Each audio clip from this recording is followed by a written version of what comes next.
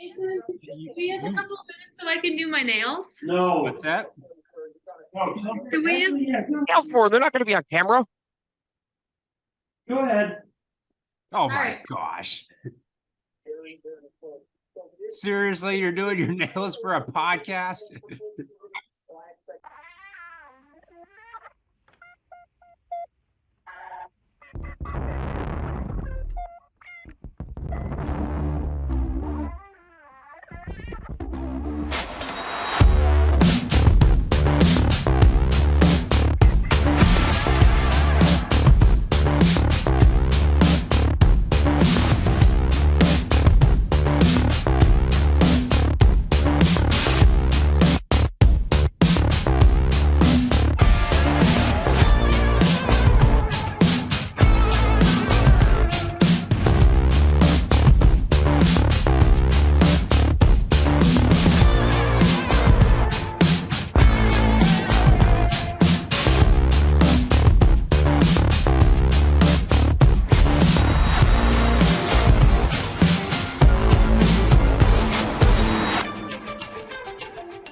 Welcome back, everyone, to the Track Packers podcast for episode 17 of season 2 as we continue to go through the month of June with a lot of racing, a lot of wackiness along the way. We're here to break it all down with the usual cast of characters, myself, Mason, alongside of John, Becca, and Mr. Jessup Collinsworth-Pelkey rounding out the lineup for today's episode.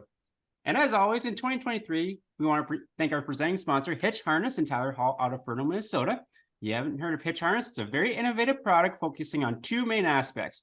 First is safety, so you have safe receiver hitch storage in the back of the truck, and efficiency, so it's easy to access and you can move from one project to the next and maximize your time. So if you head over to hitchharness.com, check out all the inventory they have. They have multiple colors and styles to choose from, including chassis dollies for the racers in the shop, and go like their Facebook page as well. They have several promotions taking place throughout the summer and throughout the year. So thank you so much, Tyler, for the support of the podcast. And also, forgot to mention this last week, congrats on the feature win last week at Buffalo River Speedway. It was nice to see you get into victory lane in 2023. So the lineup has taken a drastic shake. There's been a lot of reshuffling going on. We had several cautions last episode, and we had to realign the lineup just a slight tish, and I'll explain it in a little bit because I'm sure there's going to be some upset folk. But the lineup is myself, Mason, on the pole, followed by John, Jessup, and then Becca rounding out the lineup. Any objections? Yes. I'm sure. Absolutely not. I'm sure there's going to be an objection coming from right below me. So, Jessup, how are you doing this week? I would like to know why I've been relegated to the rear of the field. Oh, well, I can. I'm not. Hold on. Was the caution thrown in the middle of the race in the podcast? Yes or no? Well, like for what race are you referring to? The podcast, last week's podcast. Was it thrown in the middle of the podcast? No, you didn't yourself have a caution. Stop. If I No, did you not, never had a caution, Jessup. so how did I go to the back? I can explain. So, for several weeks, we've been going on this trend of accusing me of canceling races when yourself, Whoa, Jessup... Stop. First off, folks, Mason, that's gosh dang lie. Becca's been accusing you of rain. Oh no, you're more to blame for cancellations this year because you're actually you're on a committee that actually makes decisions to cancel races. That is wrong. Oh I'm my not on a gosh. committee. Mason is coming out with you know guns what? blazing You know on what? this I'm episode. gonna do this. There's our first caution of the night. Well, Mr. Mason, you think you're smart, but you're not. I am smart. I'm You not wanna know on why? a committee. Well, This is a board decision, not a committee decision. This is a board. That I makes know, those decisions. but you said committee. So much like the unjust caution that you've given me, you now find yourself relegated to the back. Oh no! Because I'm in North Dakota. No, Jessup, you get a caution on here too. I'm a North Dakotan too. You are not a native North Dakotan because if you've heard of Teddy Roosevelt, he had this famous saying: "Speak softly and carry a big stick." And I wield the big stick on this podcast, and you are relegated to the back row for this podcast, sir. Yeah, but you just took a caution because you said I was on a committee and I'm clearly on a board. That is very different than a committee. So, Mason, you are in the back. Wait a second. This is a caution on Jessup. Jessup, on each board, there's subcommittees that are made up of people that are on that board. So each board has committees. Well, Look the at way- all the My cautions. God. Woo!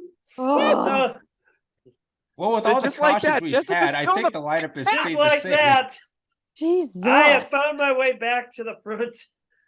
Oddly, Becca's in the front. For all of our podcast fans, the new running order now stands. Becca's on pole. I'm apparently in Jessup. second. Mason's Jessup, you're third, not and John right on has this. John is relegated to the pits You're as still we were not under right. black. No, you're still not right on this. I'm in the pits that I won't disagree with on. But you're also there with me because you were arguing with track officials, and that's automatic DQs. No, it depends. It depends who's So- arguing with the so track just- officials because they can get back on the track. But you were arguing with the head of the podcast, who's DQ. Mason, you've DQ'd him, right? Yeah, well, I didn't DQ him, but I carried the big stick.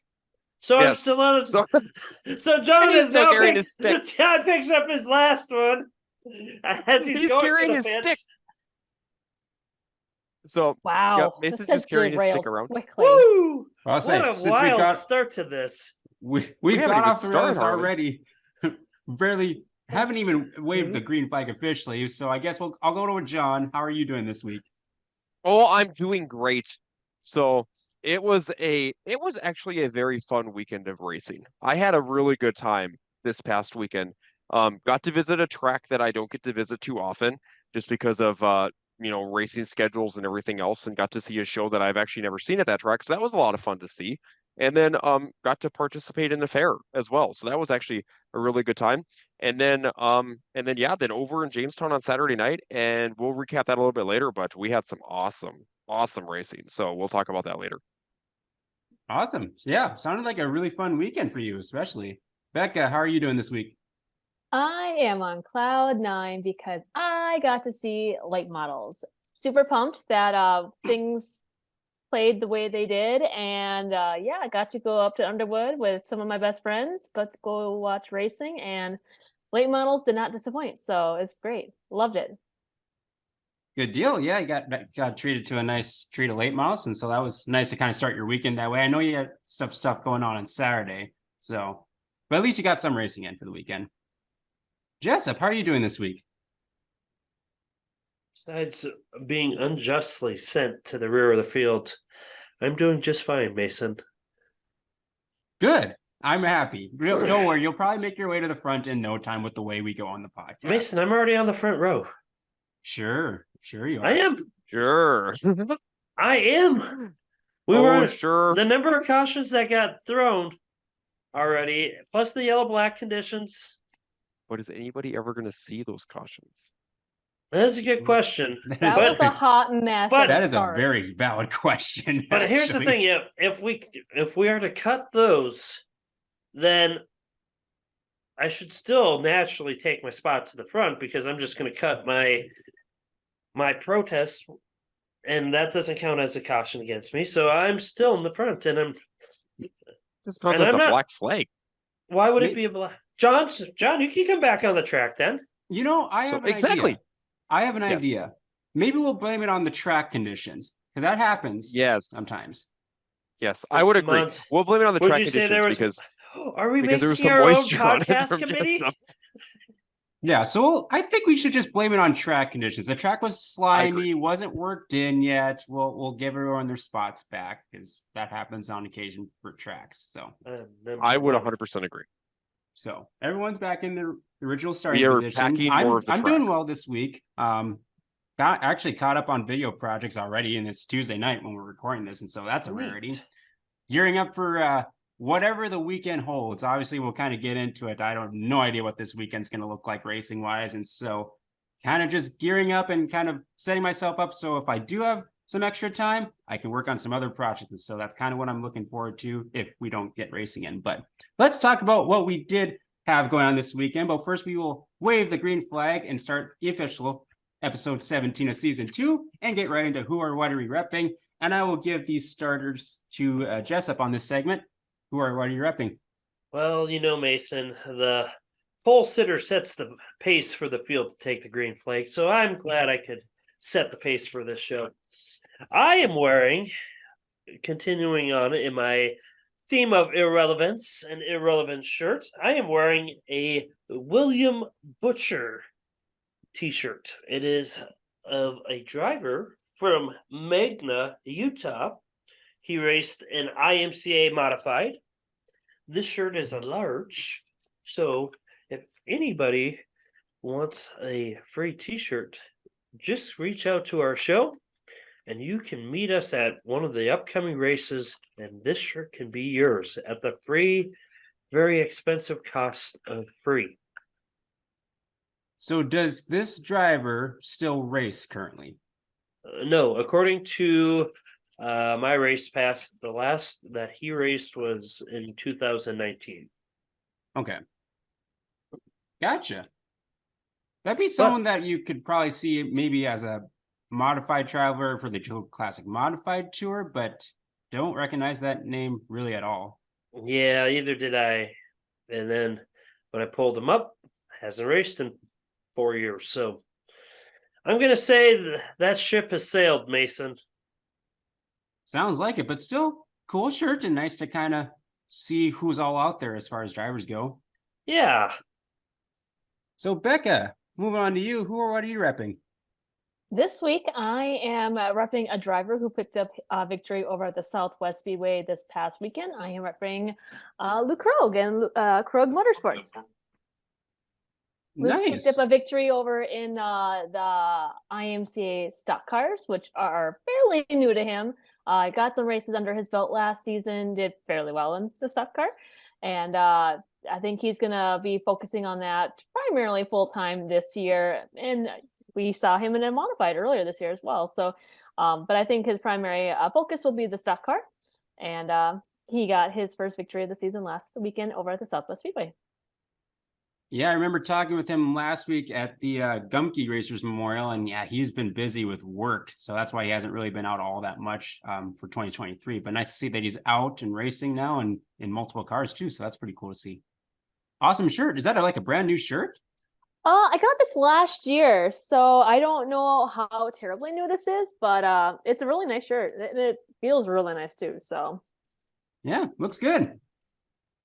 Good deal. I'll go next. I'll save John for last. For the shirt, this is a brand new shirt that I got just on Sunday at the Casino Speedway.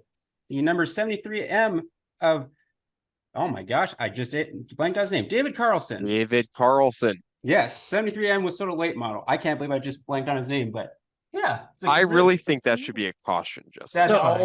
I got questions. That both you and John and maybe Becca can answer. Question number one. Why is Casino Speedway called Casino Speedway? Is there a casino by the Speedway? There's a casino like 8 miles north. Yes. Watertown is a big town, used to be for casinos. Oh, okay. Yep. South Dakota in general is, but Watertown used to be kind of like the big hub. Yes, because I remember. Two. Oh, sorry. Go ahead. No, go ahead, Mason. Go ahead. Because usually when I drive back, because obviously it's late at night on Sunday night, there's always like this lit up building off in the distance west of the interstate. So I was wondering what it was, and I finally looked it up, and it's a casino. It's a huge casino. It's a casino. Yep, a really big casino. Yep. Nice. So, question two. His number is 73M. What is the M for? I was afraid you're going to ask that. Monster is what it comes across as. Mason, go ahead. I honestly do not know. I was curious on that too. He names his cars, but I don't think any of them start with an M. Okay, now I can actually help out maybe on this one a little bit. And I don't know if it's exactly the case, but Dave had a Monster Energy paint scheme back in the day, and he ran that for many, many years in different variations of it. So that's back when he was in his Midwest Modified. So that might be where the M came from. I think it just stuck from there.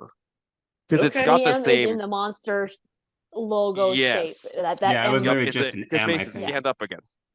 As we can see, actually, the M is in. Well, not that side of it, Mason. Go to the other side. You can kind of see that is a nice back. Because right there on the end. That's the monster logo. The Monster M. So yeah. Okay. Well, maybe Dave can message the group or leave a message, and we can get some closer to that. But I think that makes sense. those are two solid questions because I actually think about that question a lot. Like with Casino Speedway, it's like, why is it called Casino? But when, yeah, I'm pretty sure it's just because of the casinos that are all nearby. Yeah. Okay. Well, thank you. Yep, not a problem. And yes, you can put a caution on me for blanking on Davidson. No cautions. It's okay. We'll be nice to you. He just Oh, I spun thank you. and continued on, but we will take you near the rear of the field, but we're not going to charge you a caution on that. Okay, I appreciate that. So, John, who or what are you repping? So I'm not going down quite my history lesson yet, but I'm on a new tangent right now. So my new tangent is the Dakota Classic Modified Tour is coming up here in just a couple weeks. I have a lot of Mod Tour shirts that I have yet to wear. So this time around, we're going to throw it back. We're going to do a little bit of a throwback here. It's going to be the 30th annual Cooper Chevrolet Dakota Classic Modified Tour shirt. Is that the one? And the where reason why this is Chevrolet a spelled throwback wrong? is because Chevrolet is not spelled correctly on the front of the shirt. So this is why we're doing a throwback to this shirt. However, this shirt directly is a great one. It's the 30th annual. It's got a lot of detail on the back end of it. So my question to you guys is who were the champions from the 29th annual Mod Tour in both the stock cars and in the modifieds that are on the back of this shirt? What year was that? I say I need a year. You need a year? Okay, well, this shirt is from 2019, so it would have been 2018. Hunter Marriott Becca's right on the mods. and Elijah Zevenbergen. I was gonna say And Elijah. Becca's right on the stock cars too. Okay, Becca, who was second? I think In Dalton what? Flory was second in the stock In cars. both. No, you're close, Mason, but not quite.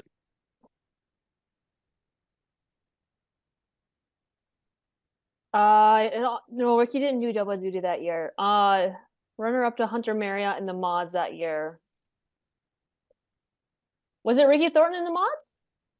No, Just you're on mute. Stormy Scott. No. What year did Stormy come up? 17. That doesn't It was help my either- numbers. I think it was 17. Yep, it was 17. You said it was the same driver for both classes? Give you a hint. He's from Arizona. Zach Madrid? No. He did double duty? Oh wow. No. Well, now we gotta look this up. Okay. I'll help you. Tim Ward? No, He's not from Arizona. Shoot. Well, originally Well, he originally is from Arizona. he But Oh. originally is. No, I don't No, know. it's R.C. Whitwell. oh my gosh, that's oh, right. geez, 71. Oh, right? that's Yes. right. He Yep, hit on Becca 71. the entire tour. Yep. So R.C. Whitwell. Now, Forgot that Mason, happened. you were half right on your answer for second for the Stalkers. Was there a tie for second? No, but he was half right. It was a Flory. What Flory. did you say? So You Joe said Dalton Fleury? Flory, right? So it must have been And Joe. Becca's right. It was Joe Flory. Oh, And then Dalton was third. Austin Doe was fourth. And then in the top five for the stock cars was Jason Rogers. And actually that year was very close, I want to say, for points too, because Rogers won the opening night. And I think he only had one bad race in there, and that kind of knocked him out. I think the bad race was at Mandan, wasn't it? I think it was. Wasn't he Yep. the point leader going into Mandan, and then he just missed the setup completely, and then Yeah, I think he got involved in a wreck then too, if I'm not mistaken. And then Angel Munoz was right up there too, and I think he had engine problems at he Mandan. did. was So- that like the so, yeah. third year in a row that Zevenbergen won stock cars? He won 4 in a row. Four That in a was the final year. I He think did. that was the final year that he did the 4 in a row. And then because- Ricky won it, and then Zevenbergen won it once more after. Yes. Yep. Yeah, that when Zevenbergen comes up for the tour, he was always like the number one guy you had to beat. For Oh, several absolutely. years. And I would love to see him come back to the tour right now too, because our stock car field has gotten so much diverse and just, picked up even in talent and even equipment level and just everything as a whole. So I think it'd be a great show with him being in that mix as well. But yes, so Absolutely. that's what I'm repping because Mod Tour registration is open. We'll go through it later on in the episode. But it's only in a couple of weeks until it gets started on July 8th. Yeah, coming up soon. So drivers specifically in the stock cars and IMCA modifieds, get registered. We'd love to see a very, very diverse field of cars. We already have a very diverse field of drivers who have already registered, but just kind of complementing that field even more. It's always fun to see one of the best weeks of the year up here. Yeah, it'll be fun to see too, because I'm hoping we get, over 60 some, 70 some mods this year. And it would be really nice to break that 40 marker again in the stock cars that we did a couple years ago. That would actually be really cool. I'd agree with that. Awesome. So that is who or what we were repping for this week's episode, and we'll move on into the Track Pack report. Starting with Thursday, I ventured over to the Cheyenne Speedway. Main ticket was the Moonshine Mod Tour, the first of 4 night swings for them. I got to announce the heat races. Once again, I was way more prepared, so that was nice. They moved through heat races very quick, so it was kind of like one heat race is done, then go on to the next. It's like, oh boy, not much downtime. So it was kind of click, going through them quick, and yeah, we got done about 9:20 on Thursday night, so a nice quick show. Honestly, like there's been 2 Thursday night shows there at Cheyenne. Car count's been light, but the fan count has actually been really good. I've been really impressed with the fan count. And it's interesting too, because you get obviously a different audience being on a different night, being that like the Bobcat plant is so close. You actually have a lot of the interns that are still within the area. They come out to the racetrack. And so it's nice that we're kind of getting some new fans in the doors and then kind of sticking around for all the races. And so overall, it was a really good night. The racetrack was really good, and they had some really good feature racing action. So into the results for the NX Legends that kicked things off, Colin Compson had a stellar weekend, as we'll kind of touch on throughout the episode. He took a late race pass to get the win in the NX Legends. I believe that's 2 in a row at the Cheyenne Speedway.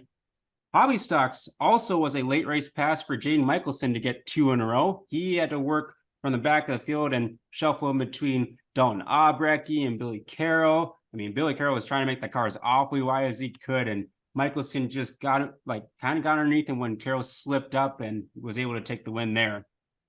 The Washout Modifieds were 3rd on the program. They had 16 in attendance, so we had a good quality of drivers. Not as many cars as I'm sure a lot of people would have hoped, but it was nice to see some travelers from Minnesota and South Dakota come up to support the first night of the Moonshine Tour. And so Tyler Peterson drew the front row spot, so it's like, good luck, everyone. And he had his green car. I think that's the first time he's had his green car out this year, at least I've seen. So, but he was tough to beat on the top side of the track, held off Zach Johnson and Joey Thomas to pick up the Moonshine Mod Tour win. Mini stocks, Sean Beto made it 2 in a row at the Cheyenne Speedway there. And Midwest Mods, honestly, it was the race of the night, and it's an early race of the year candidate. I know John watched the race. 2 and 3 wide for most of that race between Jared Klein, Kyle Langland, and Brennan Urbach. They put on an absolute show. It was so incredible to watch. Lucas Rodin was definitely the fastest car on the track, blew it off the top halfway through, then went to the back and almost made his way back to the front, just got held up a little bit maneuvering through traffic. But Jared Klein ended up with his first Cheyenne Speedway feature win to cap off a really, really good solid night at Cheyenne. So that was Thursday night's results. Friday, Bismarck folk, what ended up happening over there on Friday night? Oh, yeah. Well, We were It hit was with the moist. monsoon.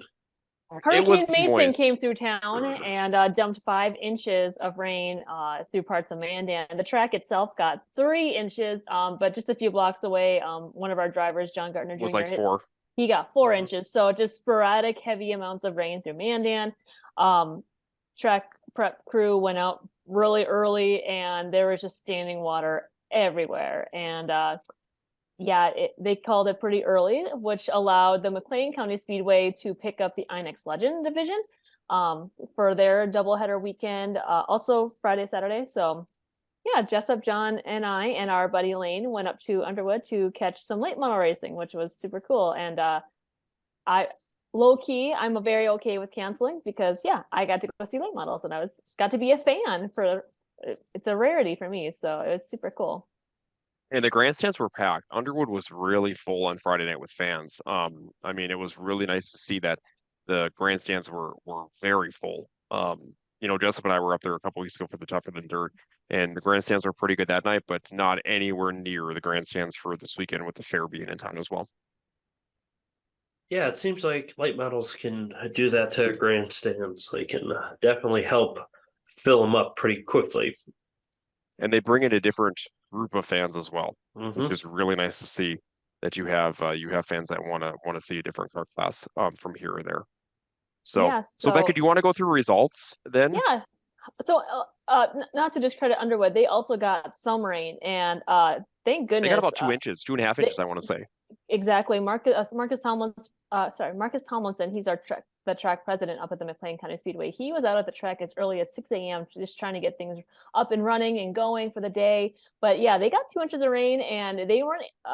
He said they weren't able to get the track equipment out there until 1 o'clock, which did not leave them much time to get that track prepped and ready to go. But they definitely made the best of the situation because they also got rain over the weekend. But yeah, they got 81 cars, one of their fair weekend, and they added the INX Legend class that morning after Dakota Speedway was canceled. So they ended up getting a nice little group of cars to go up there as well. So they had, let's see, 15 wingless sprint cars, 16 stock cars, 12 late Yep, down models on here the too. first day. Yep. 14 legends and 12 hobby stocks. And so nice little car counts in all of their racing divisions. The wingless sprint cars, wingless Western Renegade sprint cars kicked off the evening. Miles Tomlinson led early, but it was Adam Soblik who just crushed that field. He ended up winning by 8 seconds over second place to Miles Tomlinson. Just super fast that night, and he picked up the victory in the wingless Western Renegade sprint cars.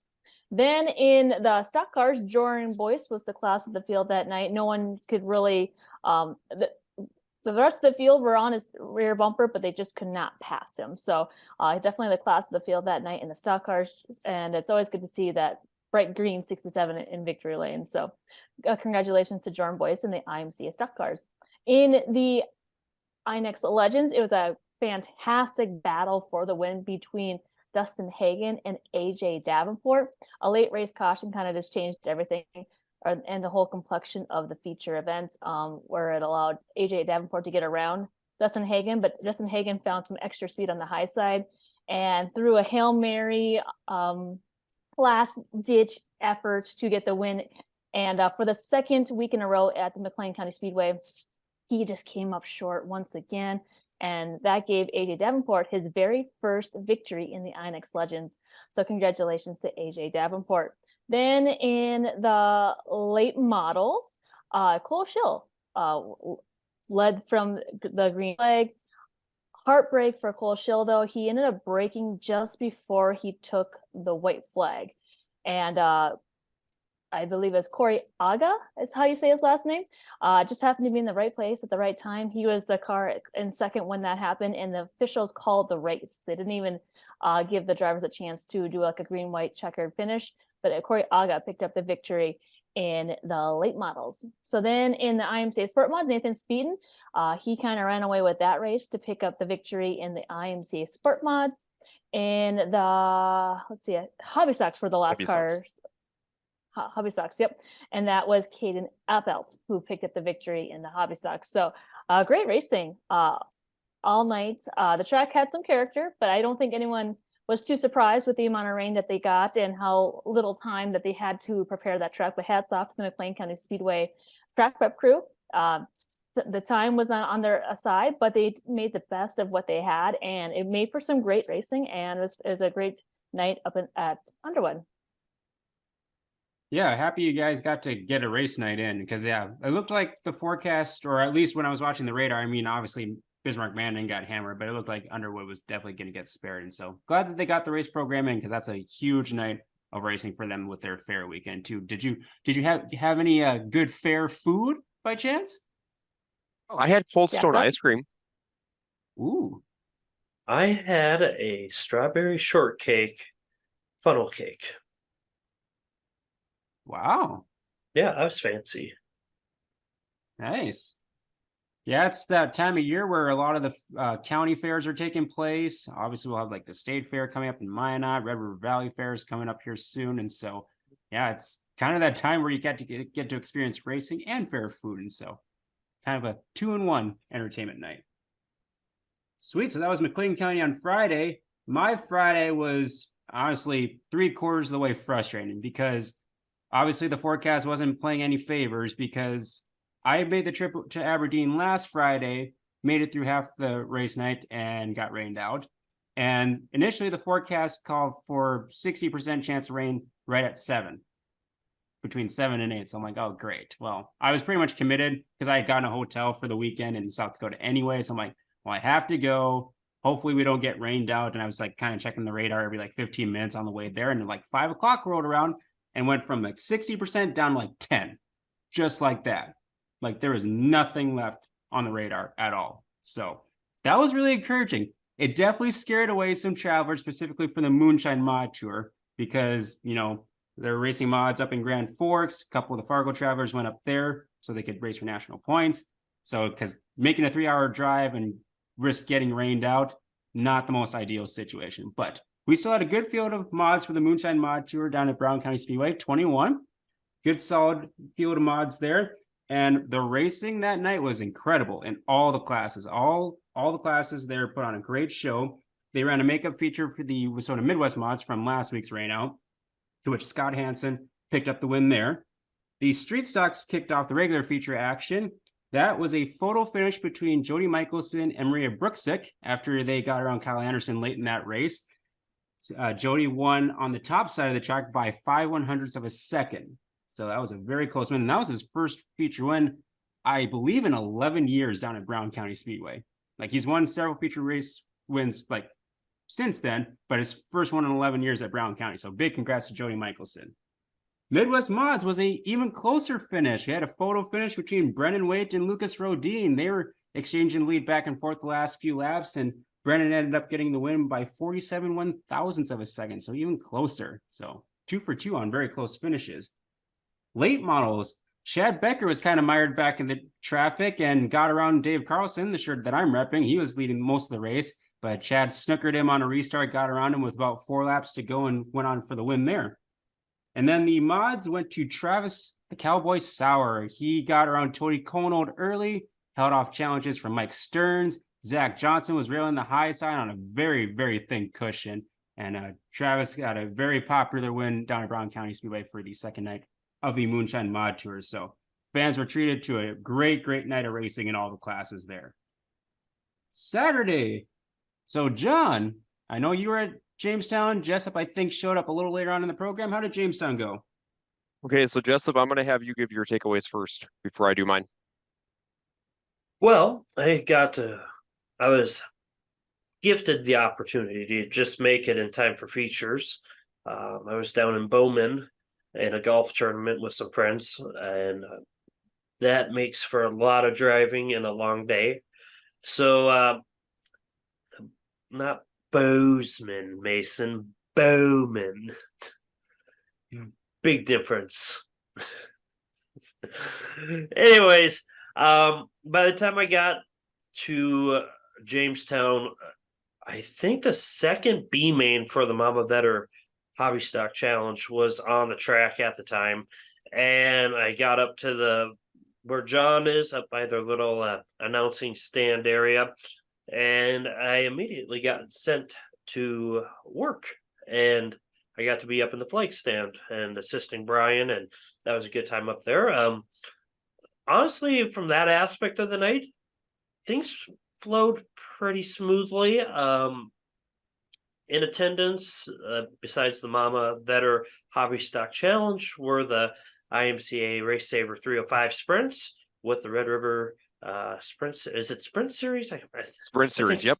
Yeah, that was my first time seeing them in action in North Dakota, so that was kind of cool. I've seen them out west, not west, but out east and in Pennsylvania.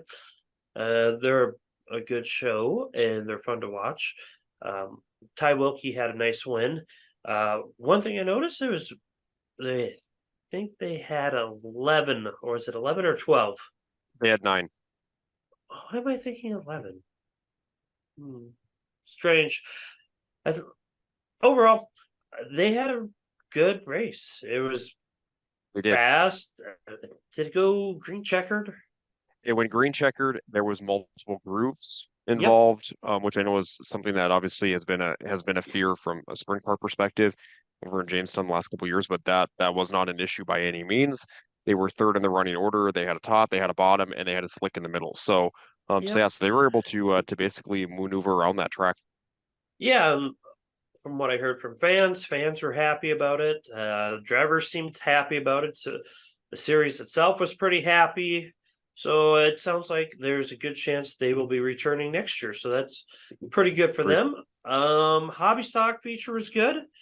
Yeah,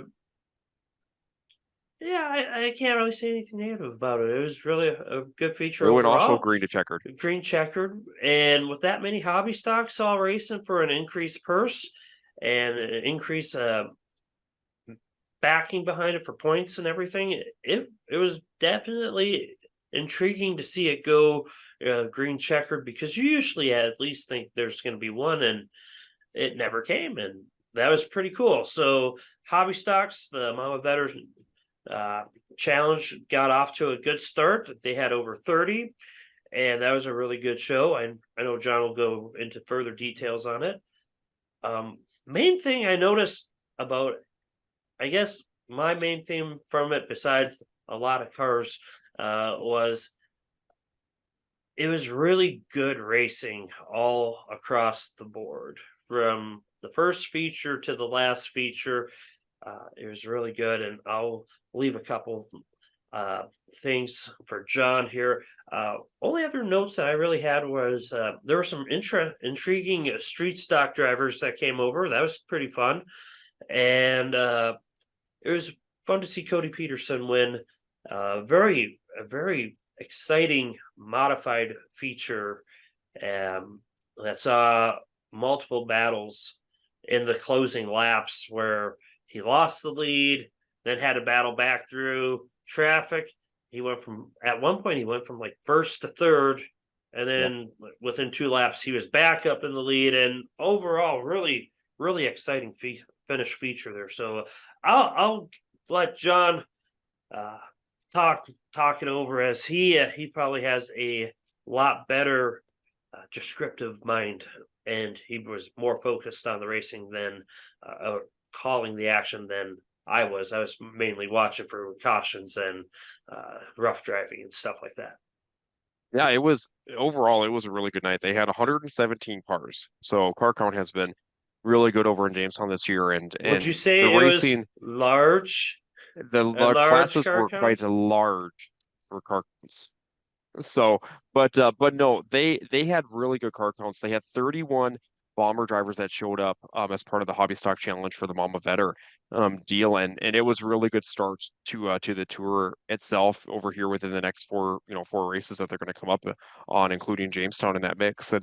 And that was the biggest class of the night with 31. They had 22 streets, which I was really happy with the street stock car count. They had 16 IMCA mods.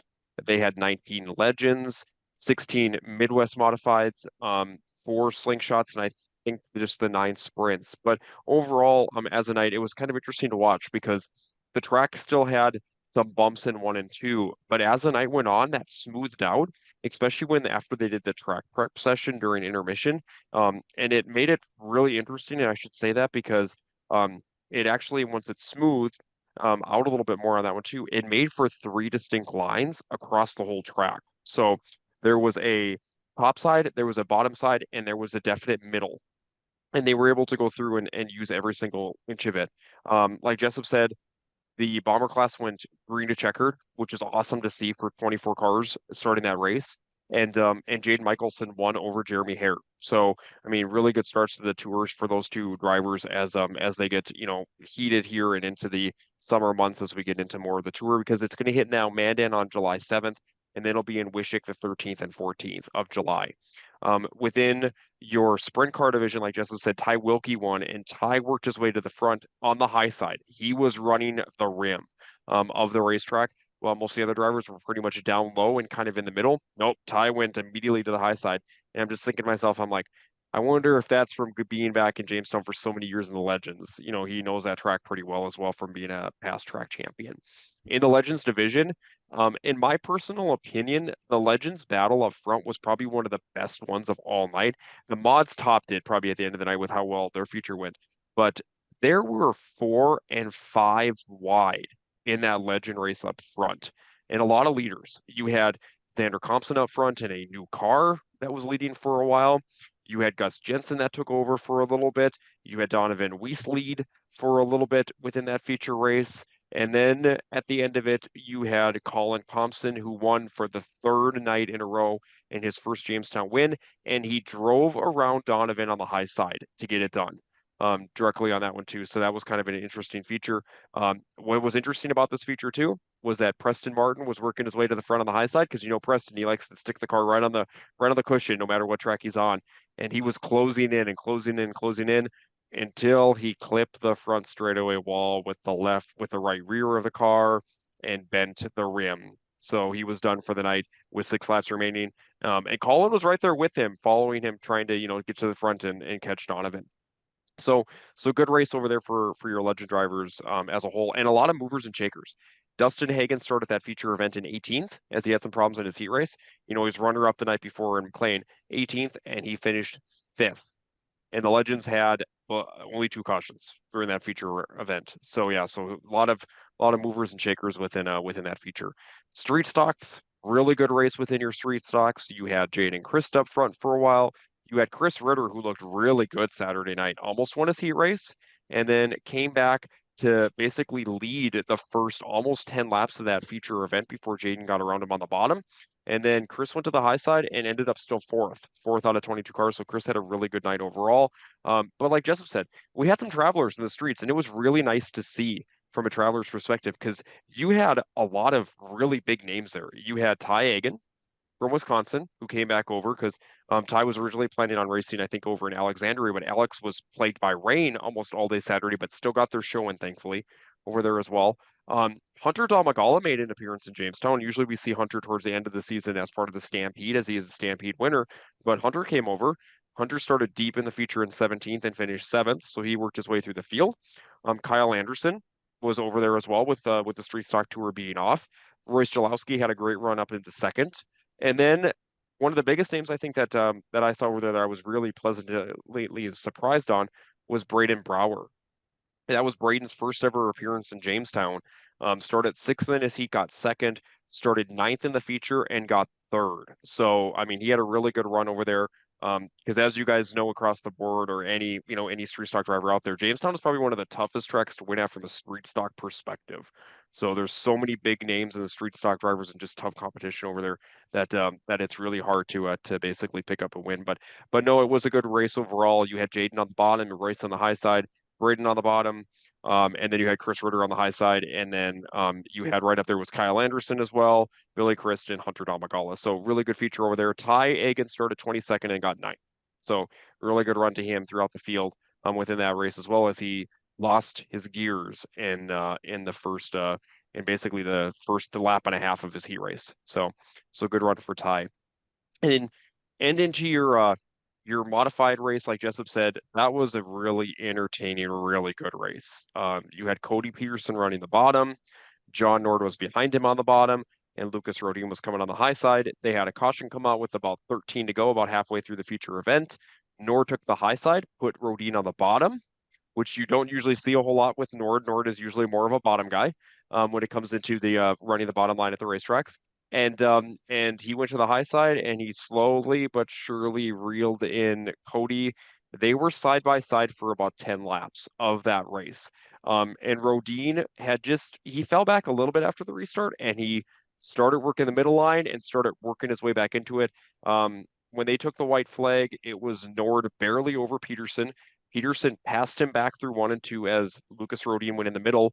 They were 3 wide down the back straightaway, and they were 3 wide through turns 3 and 4 before they got to the line. Cody won, first win in Jamestown ever in his mod, so that was pretty cool to see. And Lucas beat John Nord for second by 21 1,000ths of a second. Mike Speaker was there for the sprint car deal as well and was taking photos and had a great photo of the finish line on those guys as they came across. So so overall in Jamestown, really good night. Track was in really good condition. There was a tack on the bottom, tack on the high side, and a little bit of tack in the middle as well. And the drivers were able to grab onto it and just do some really good racing. That's awesome here. Yeah, Jamestown, it seems like they've had a really, really good start to the season. And the other thing, Mason, too, and Jessup, you'll touch this because you kind of got to see it too. Those grandstands were full on Saturday night. They had a really good fan count on Saturday night too. So that's really cool to see too that they've had some pretty big crowds over in Jamestown to start their season. Nice. And I believe they have this next weekend off, correct? Yeah, they're back on July 4th. So that's their next race is July 4th, that Tuesday event. Gotcha. Yeah. But yeah, like I said, really good start. It sounds like for Jamestown. Obviously, I was there last week, but yeah, really good car counts, really good racing. So can't ask for much more than that. So my Saturday consisted of going to Miller, South Dakota and the Miller Central Speedway. And so I stayed in Aberdeen. That's another hour and a half southwest of Aberdeen. So it's legitimately out in the middle of nowhere. So it's a small town. I think it's about like 1,500 people is the town of Miller. This is my second time there. I was last there in 2020 and Moonshine Mod Tour, of course, was making its visit there. I was actually really impressed with the entire show. Like the track was in great shape, had great racing all night, great fan count. Like the stands were pretty much full. Obviously they don't have like huge grandstands, but really good fan count, really good racing. And I'll touch on this a little bit later in the show, but it's interesting when you have like small tracks and that are kind of out in the middle of nowhere, kind of in the boondocks. It's like, man, they sometimes get a bad rap, but man, like they really did a great job on their Saturday show. I was really, really impressed. Like it was a smoothly ran show. We got done a little bit after 10:15, I think. So not a super long program, and overall very impressed. And kind of getting into the results, the first half of the night kind of turned into ladies' night because they have their pure stock class, and Mackenzie Kopecky, who's out of Miller, she picked up her first career feature win. I was on the backstretch, and Miller's, John, you'll have to correct me on this. Is Miller a half mile, or is it just a big 3/8 by definition? It's a big 3/8. Yeah, they classify it as a big 3/8. Okay, that's what I thought, because like I was on the backstretch, and obviously it's a really good distance to the main stands, but you could hear the crowd like all the way from the backstretch when I was recording. I was like, man, like that was a very popular win. Like there were so many fans cheering for her in victory lane. That was really, really cool to see. So Mason, yep. On my race pass, they do classify it as a half mile. Okay, interesting. I mean, it's big. Like it is a big, big track. So it is, but in this day and age, it could identify as a quarter mile. Anyways, so I moseyed into the infield for the rest of the features just because I had tour duties and such. But streets were up next, and kind of a reverse of Friday night at Brown County Speedway. It was Jody Michelson leading the majority of that race on the top side. However, second and third place runners Maria Bruxick and James Hoying were running down the leader, and they were like, I would say 6-7 car lengths back with about a lap and a half to go, and they were closing fast, and they got around to the white. Maria closed on the bottom within like 3 car lengths on the backstretch and made a last corner pass coming to the flag stand in another photo finish. And so 2 for 2 on ladies winning at Miller Central Speedway, another very popular win for Maria Bruxick. Super Stocks, Trevor Nelson, who is definitely the hot shoe out in South Dakota, started about 8th, 9th position, had to work his way through the field and got around Corey Elward with a few laps to go to get another Super Stock win on his resume for 2023. And then the mods, light car count on the Washout mods. You know, I'm sure people didn't want to travel out that far necessarily, just because Miller can be an uncertain track, but it was in great shape.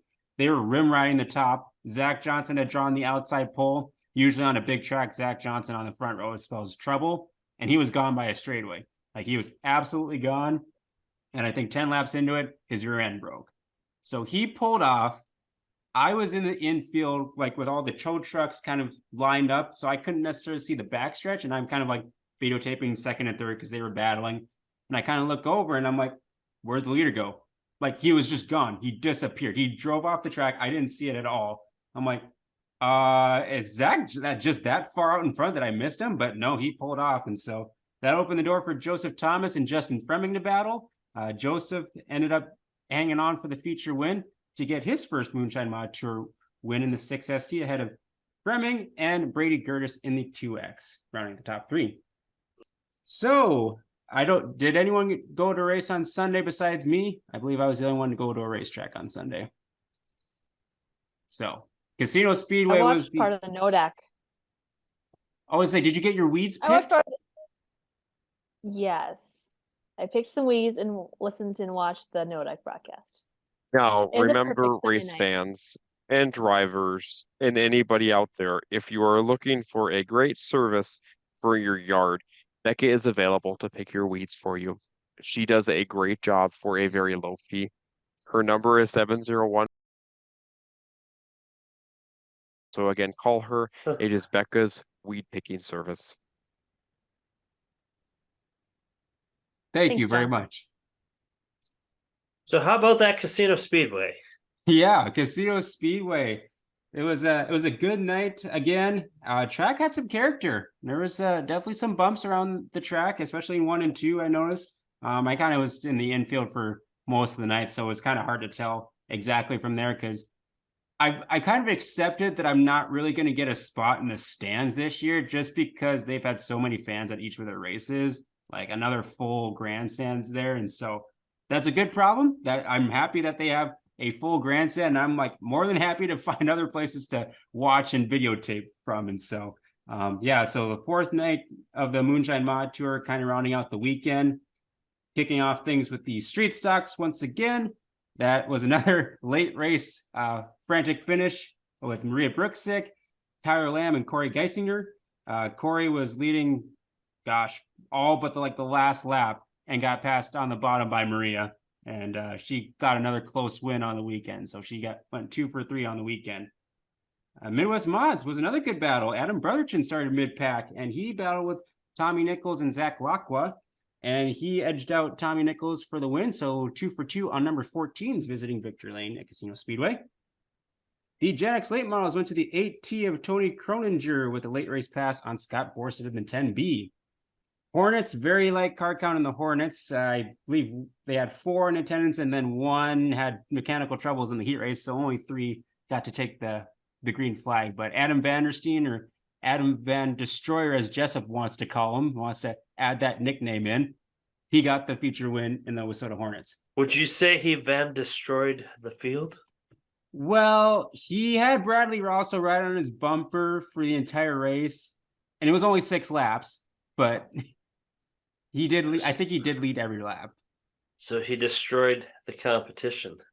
Sure, we'll go with that. Then moving on into the Washout late models, very good win for Jason Good in the 85. He almost Was that a good win?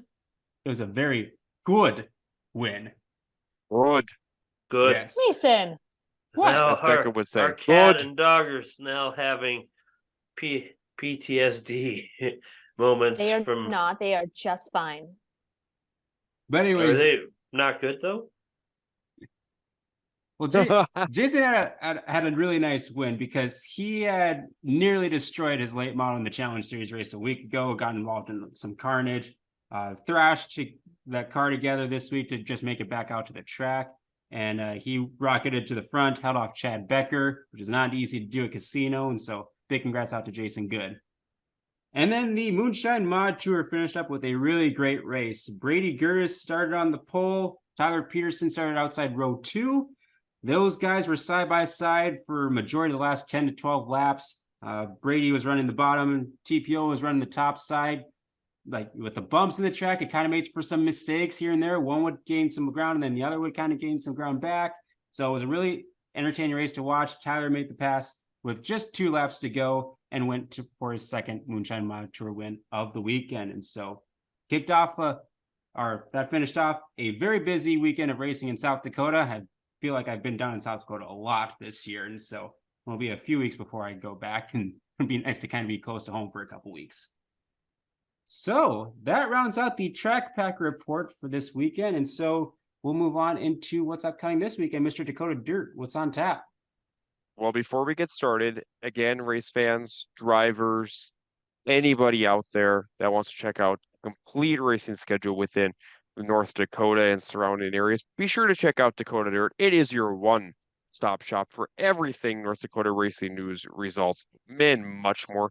They even have weather forecasts on there, so check that out, and some great news articles. And you know what? You don't even need to go anywhere else except there, because they are your one-stop shop for everything that you need from a North Dakota racing perspective. They are also on social media platforms, so check them out on Facebook and also their website at dakotadirt.org. Thank you, John. Mason, it's another busy week here in the state of North Dakota.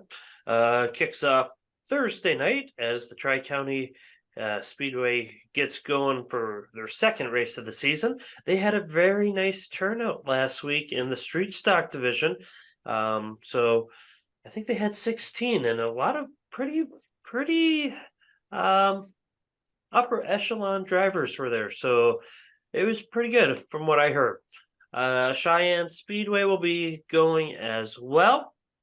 And then we go to Friday, the 23rd, and Williston Basin Speedway will be racing Friday night. I think it's their fair weekend. Am I mistaken here? Nope, I think it's their fair weekend. Yep. So that's night one of the fair races for them. Dakota Speedway hopefully will be in action. However, it sounds like there could be a potential monsoon on the way, as Mason must have driven through here at some point this week. Anyways, on the east side of the state, the Red River Valley Speedway will be racing, along with the River City Speedway, which is also having their fair weekend. So it's the first of their 2 nights. I'm probably going to get one of these wrong here, so don't throw the caution. I think it kicks off the Rebel Midwest Mod Tour Friday night. Second night. No, second night. Yep. So that will be the second night on Sunday, but we'll get there in a moment. No. No, the Rebel Midwest Mod Tour is on Friday over there in Grand Forks for night 2. Yeah, sorry. Night 2 of the actual tour is in. Yeah, that's right. It the kicks tour. off. Yeah. It's It kicks Thursday, off on- Friday. Yeah, Correct. Sorry. Interesting. And then they have late models on Sunday I know. Then Beck will be there, and we can all. on both nights. Yes, we'll get to see who the leader is. Anyways, with that, it's always fun to see dirt track racing on local TV because you know what, it highlights them, and that's pretty cool. Anyways, Saturday should be a fun day of racing, as it looks like Williston Basin is going to be night 2 of their fair races. The Devil's Lake Speedway will be racing as well as Southwest Speedway. Sunday night, we close the weekend off with 2 different tracks, one east, one west. The Nodak Speedway will be in action along with River Cities closing out their fair. And that is what North Dakota is looking like for this week. Yep, and unfortunately for you guys, I have not driven over to Bismarck in several weeks, so it's not necessarily my fault that this is all but you're happening. too close. But You keep going to It's still in the Aberdeen. vicinity. You're in that You were 500 mile range, and every time you drive over to Aberdeen, you upset the local weather, patterns and wind. It's like a butterfly effect. He just When causes I looked problems. It's fine. Yep. When I looked at the forecast this morning, it was a 70% chance of rain. And then when I looked at the forecast tonight, it was 90% chance of rain. So And Hurricane Mason coming through yes, the for the monsoon. third week in a row. It's like a flash flood. It truly Guys, is. where do we go racing? Where do we go racing in case Mandan cancels? Well, we had a number of options that were just listed off, but honestly, I wouldn't be Wasn't opposed to listening. seeing. Sorry. I wouldn't be opposed to Wow. going down to Aberdeen. Wow. Just for that, Oh, Becca that could- deserves a caution because she was not listening. Jessup doesn't listen half the time, anyways. I am actively listening and researching as I'm an industry insider. Yeah, inside researcher is what we call Sure. Jessup. Yes, industry Sure. insider, Okay. Mason. Yeah. Yeah, because Whatever. Becca and Jessup, you guys have never been to Aberdeen, right? I have not. I have- So Aberdeen I have might be never a fun been. fun See, you place. guys have never been, so it might be someplace for We you should guys to go. go to check out for sure. I haven't even checked their forecast. What I didn't realize, it's actually a closer drive for me to go to Aberdeen versus going over to Mandan. Wow. You hold your tongue. That's not nice. You That's have a just free straight place to facts. stay. That is not nice, Mason. Why would It- you say such you- mean things? It You takes have me a free exactly place to 3 hours stay. to get to Mandan. Mm, And it takes like 2 hours and 3 40 minutes to hours? Aberdeen. It's a regular should show. it should take you That's 2.5 a long drive. hours. That's a Are you really driving long like drive. 60 miles an hour? Well, no, it Oh, takes Jessup, 2.5 they're- hours to get to like Forecast isn't very good.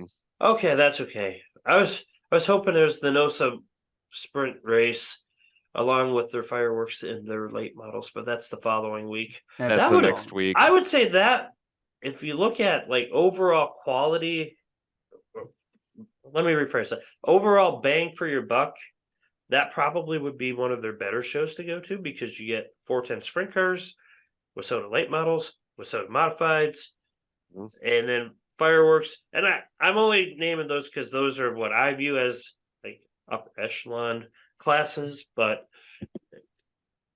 what else are they racing that night? You got They don't have Midwest street I think Mods they've stocks got- that night. I and think they got super s- stocks. Yeah, I think the only That'd be- class off of the streets that night. That'd be a fun show to go to. And well, they do we have Unfortunate- options. they do a really good job of Unfortunately, running we through the can- show quick. You don't have Yeah. options that weekend. This weekend? No, the 30th. Oh, I And the thought we were going 30th, to we don't Underwood. have options. We are spoken for. Oh, I was going to say, dang. we've been claimed for the 30th, so. Yeah. We get to Not be Mason. But Jessup, Ma- John, and I. So Yep. yes, so Mason, we're going to be in Underwood on the 30th, up there for their IMC modified special. Oh, Yeah. that's right. Yeah.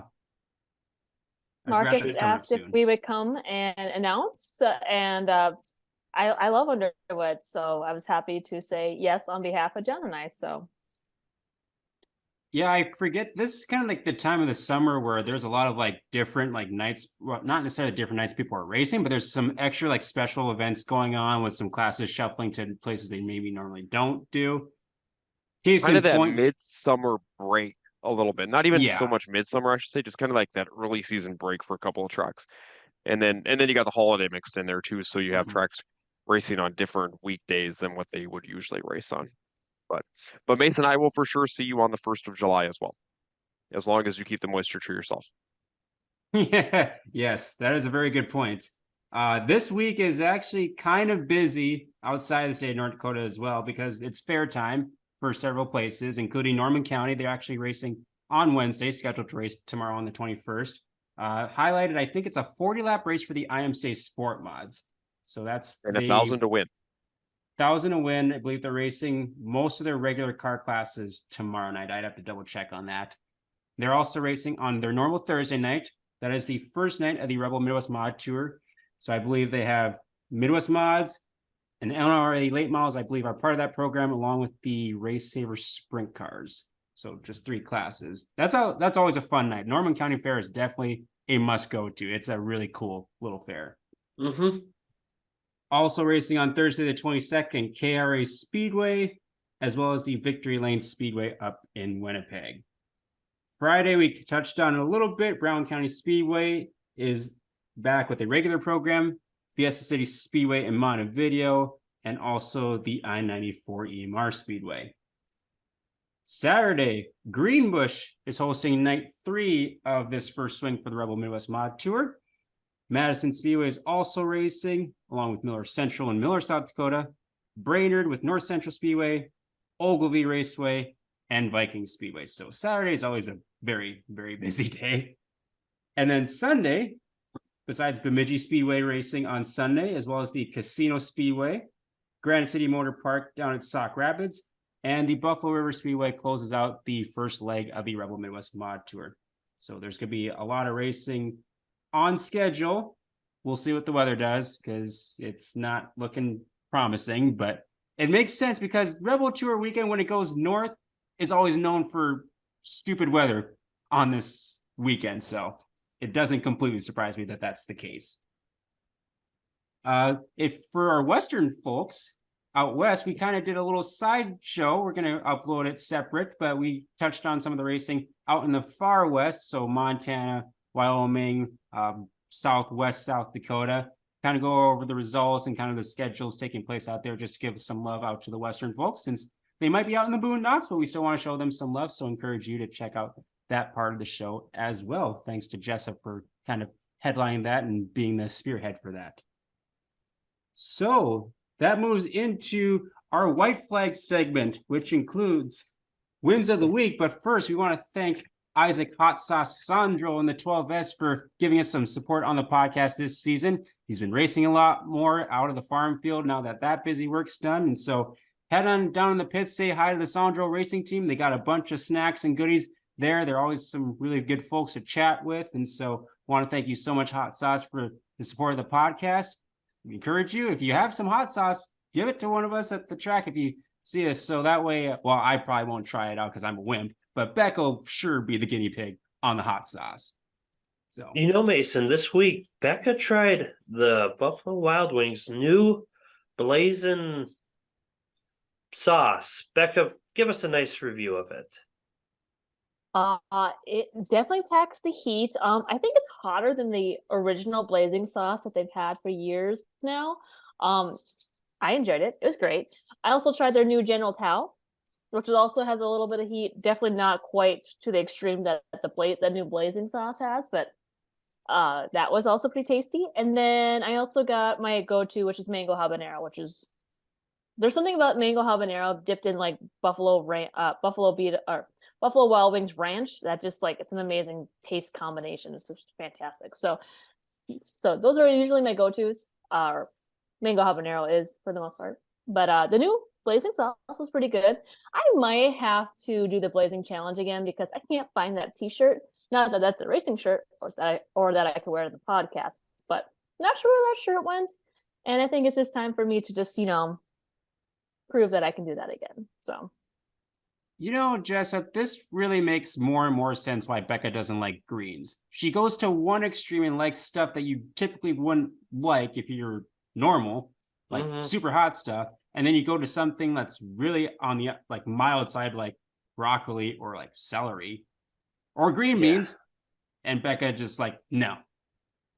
Maybe if I put some sort of like hot sauce on all the stuff, she would eat it. This is true. Be a good experiment. For people who don't know, I don't eat fruits or vegetables, so it's a miracle. It's not a miracle, but it's just crazy. So it's not a miracle. Well, but if people want proof, they can check out, Jessup's Facebook page for proof. It's just kind of like crazy to think that. Why? What did because you said it was a miracle, and then you said it wasn't a miracle. This is Well, true. I changed my mind. It's not a miracle. There's lots of people like me that don't eat fruits and vegetables. You don't like But- fruit? You know who either? also doesn't eat fruits and vegetables? My upcoming kindergartners.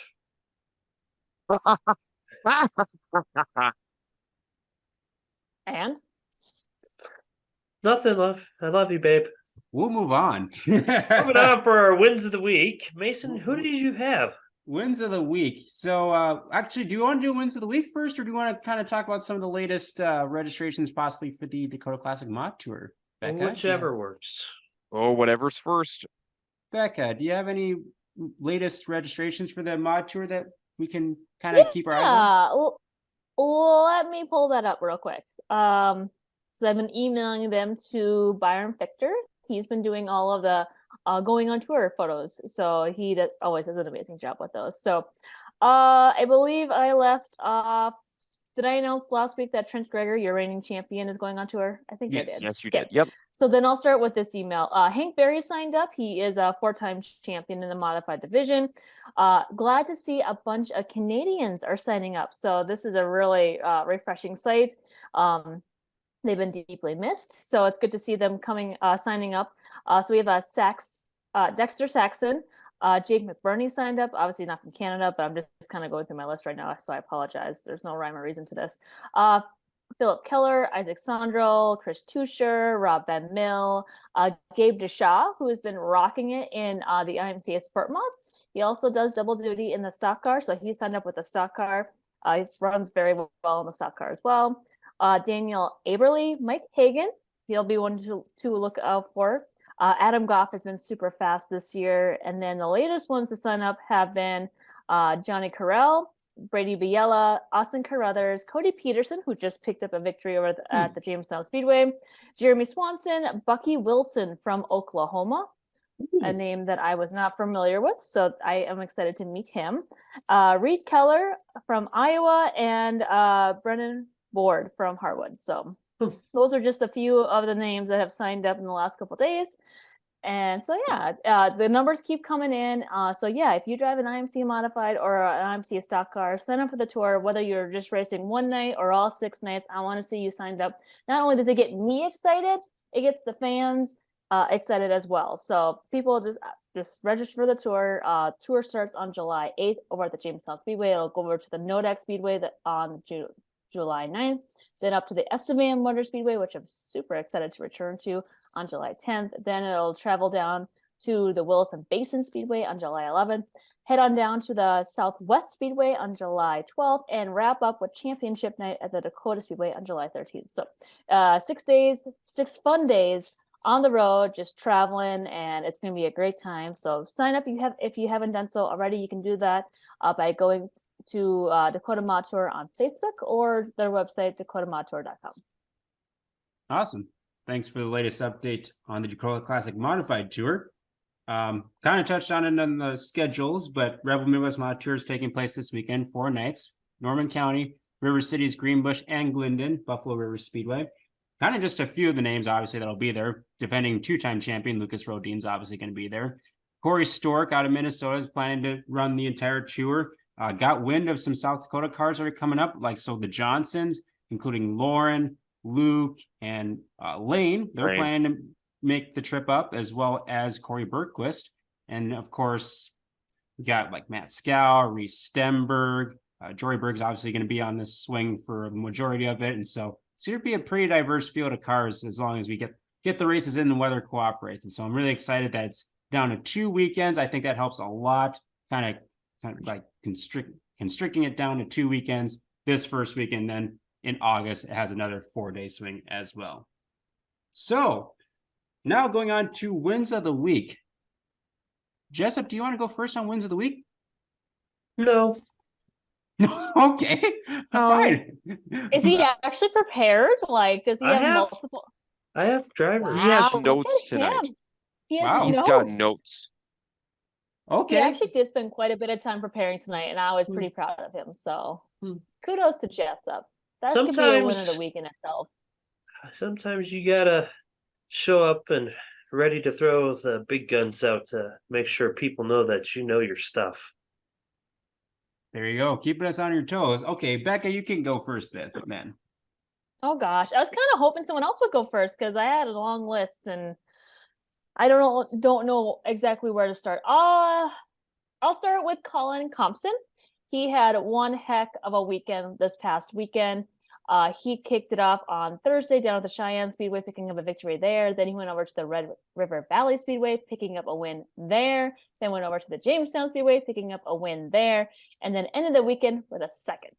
So not a bad weekend for him.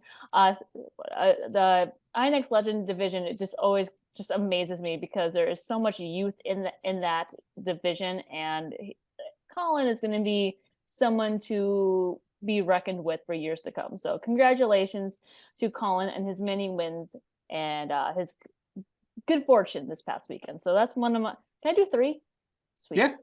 I'm not even gonna give you a chance to say yes. So my second win of the week will go to Sean Strand. Since Dakota Speedway rained out last Friday, he decided to go over to the Red River Valley Speedway. And I think most people would have expected him to roll out the modified when he got there. He did not.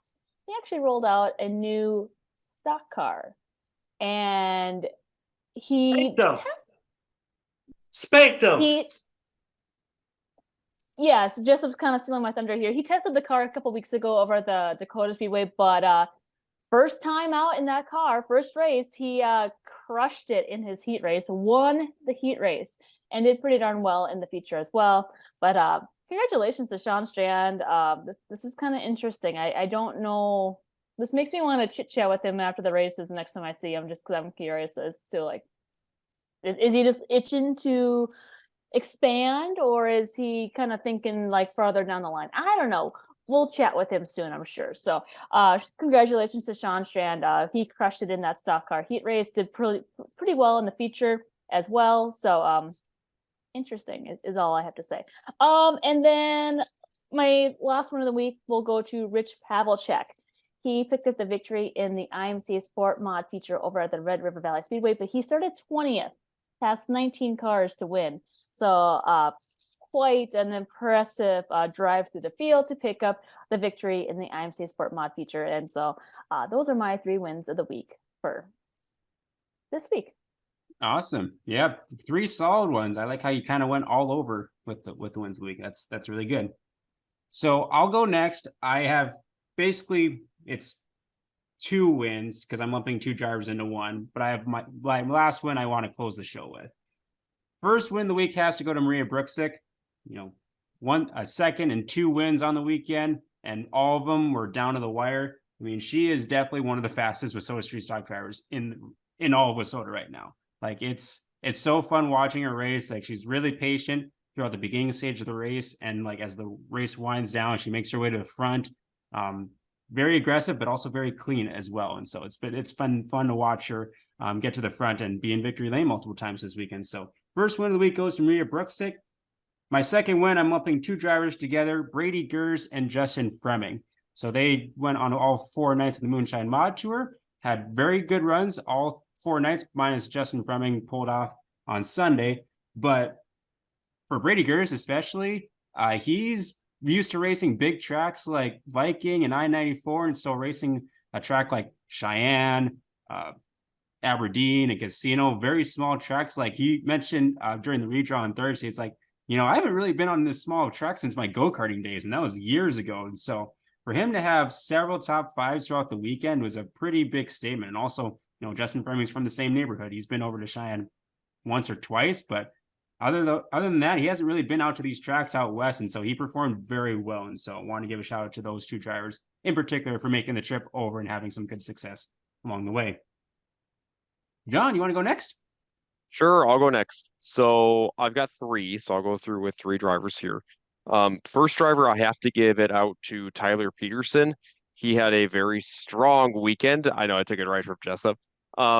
He, within his mod first, in his modified alone, he ran 3 events this weekend. His lowest finish was 2nd. He had 2 wins and a 2nd in his mod. And then in his late model, he picked up the big show over in McLean County in Underwood on Saturday night. So congratulations to Tyler. He's just having a great season in both cars so far. So it'll be interesting to see how he hits his stride more as the summer goes on, because we know Tyler definitely heats up as the year keeps going on within Washout, especially as he gets to the big year-end specials. So the next one I have to give out to, I'm going to give it to Braden Brower. And the reason why I'm going to give it to Braden Brower too is because it was nice to see Braden in Jamestown on Saturday. That was the first time I had seen him in person besides the I-94 Speedway. And Braden has been doing a ton of traveling this year. So thank you so much for traveling around to so many different tracks. So far this year, he's got 24 features that he's been competed in, and he's won 8. So basically a third of his races so far he has won. This past weekend, his lowest finish was 3rd in Jamestown. He had 2 wins and also a 2nd because he raced 4 nights. And in the last 2 weekends, his lowest finish has been 3rd. So Braden has had a really good last 2 weekends here in Washout country. So thank you, Braden, for coming over and great run as well over in Jamestown and the rest of the weekend across the rest of the tracks that you visited. My final win of the week, and it has to go to Cody Peterson and Justin's going to mark it off his list as well. Cody picked up his first career win over in Jamestown in the IMCA Modifieds. He has been knocking on the door the last couple of years over there. And then he won a hard-fought battle on Saturday. The last two IMCA modified features in Jamestown have been very interesting because you have had both Travis Tooley with the Gumke and you had Cody Peterson last weekend, who were both first-time winners in Jamestown. And they both were passed within the last 5 laps, and they had to drive back around their competitor to pick up their wins. So they kept their composure and picked up the wins. And it was a very interesting interview in Victory Lane when I interviewed Cody, because I had said to Cody too, I said, Cody, I said, what truly went through your mind on that one too? And he said, well, he said, when I saw him pass me, I was kind of mad at myself because I messed up twice the 2 laps before that, and it allowed him to close in and get around me. And he's like, I just had to regather my composure, hit my marks. And he's like, the turns 1 and 2, I knew there was a good spot there. He's like, I hit it really well in 1 and 2 in the last lap, and that compelled him to victory. So congratulations to Cody. Great set of 3 wins. Awesome. Well, Jessup, since you're last, I know some got eliminated, but what do you got? Wow, Mason. You guys took a lot of the middle section of our area. So I'm going to bang the corners. I'm going to run the rim of Washout land. And I'm going to start out west. We talked a little bit about these guys in our new segment, the Western Roundup. And we're going to go to Jordan Tucci and his win out at, let me find it again. I think, where did I have it written down? Gallatin in his IMCA win, a field of 20 cars. He went plus 16 for the race win, and that's a very impressive feat. But meanwhile, we had another driver. Let's see, who did I have here? The same night, out at Electric City, Tyler LaPierre went plus 14 in a field of 16 Midwest mods. That's just as good as well. But my big win of the week is going to go to none other than Sheyenne Sabraski for picking up the Fast Lane Superstock Series points championship. And he took home just over 3,000 in points funds, along with 1,500 in Fast Lane certificate, not 1,500, 150 in Fast Lane certificate, 2 free shock rebuilds, and $100 in certificates from WERS. Now, let's talk a little bit about his weekend. Let me pull it up here. He had a really good weekend. He had himself a time. So started off Thursday night at Grand Rapids, first in the Superstock. They went over to Gondiclaw and Superior, first in a Superstock, second in Modified. Then they went over to ABC Raceway in Ashland, and he got a first in the modifieds, but he fell off just a smidge and had to accept a top 5 with a 4th in Superstock. But he rebounded, folks. He rebounded. And on Sunday night, he was up at the Halverline Speedways in Proctor, Minnesota. He got a first in modified, and he got a first to close out the Fastlane Superstock Series. And if that doesn't deserve a week win, then I truly don't know what does. I would say that you can't get much better than that with how many wins he was putting up and the runs he was putting on, with a very solid car count in the super stocks as well. Like, I mean, they had so many super stocks at each one of their races, and so congrats. So let's just take a quick look here between 5 days in racing in 1, 2, 3, 4, 5, 6, 7. He in 7 classes or nights, individual class races features. He has 1, 2. He's got 5 out of 7 first places. Pretty good. I guess that's acceptable. And not only that too, Justin, but that win in the super stocks as a whole within that points battle. I mean, there were 2 points total in the back end of the, the points as a whole between first to third. And going into that night, I mean, they were only 3 points apart. So that super stock series was super close for points this year when it came down to the end of it. So congratulations to Shane, but also to Dylan and Taryn for also just a great run within that super stock series this year. And also, that's another win of the week I think we should give out to the super stock series. They averaged over 40 cars this year as a whole on all their stops. So they were over 50 to mid 50s on several of their stops this year. So congratulations to them on a very successful tour. Yeah, I think it was like 52 on a Thursday in Rice Lake. Yeah, and then they had 53, I think, the next night or something else like that too. So they had some really good car counts. Yeah, really nice job on the series for I think it's Dennis McCauley that runs that, and yeah, he really did a really good job. And kudos to all the drivers for participating in that series. You know what's nice about those, John?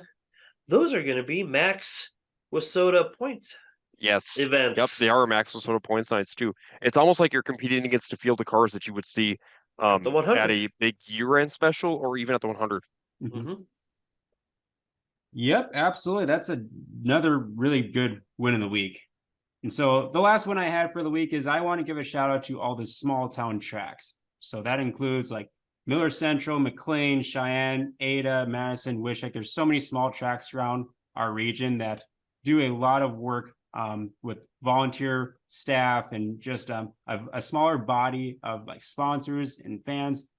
I really kind of noticed this on Saturday with Miller because like, small town tracks can kind of get a little bit of a bad rap. It's like, maybe not the track's not prepped as well, or they may not have as much, to help enhance the racing program. But they really did a great job on Saturday. And like these small town tracks are really they really need support from drivers, fans, and sponsors. And so I encourage you, if you're able to go to one of these small town tracks out, like kind of out in the middle of nowhere a little bit, be sure to go out and support them because they really do a good job and go above and beyond what probably most would probably expect. And so just wanted to give a shout out to all the small town tracks in our region and around the country that put on races each and every single week. And so with that will do it for episode 17 of season 2. Be sure as always to like, share, and comment on our videos on Facebook and YouTube. If you're a podcast listener, specifically on Apple, give us a 5-star review so Jessup can read it on one of our future episodes.